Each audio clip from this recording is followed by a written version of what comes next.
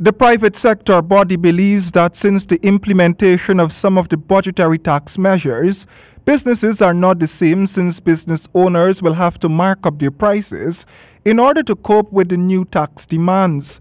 The Gcci on Thursday night launched the 8th edition of their business magazine titled The Promise of Oil. It was at this launching that president of that private sector organization, Mr. DEODAT INDAR, made the Gcci's position known. We will be advocating for businesses more than we have ever had before in areas such as advocacy for reduced taxation. These days, we believe we kind of feel like we're on the siege when it comes to taxation. INDAR stressed that in order for some of the taxation mistakes are not repeated, the Gcci will be pushing for representation on 16 state boards. For agencies that interact and interface with the population and businesses in order to contribute to the development of the private sector and Guyana as a whole.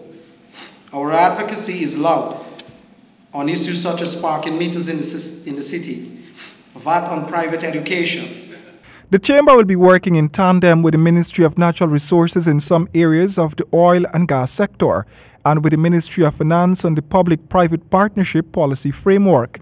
The success of the private sector is not only determined by economic development of the various economic sectors, but by operating in a safe environment. We ask those responsible for security of the country to keep the citizens safe so business can be conducted in a conducive environment.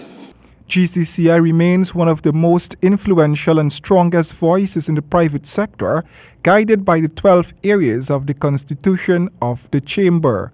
Royd and James, HGP Nightly News.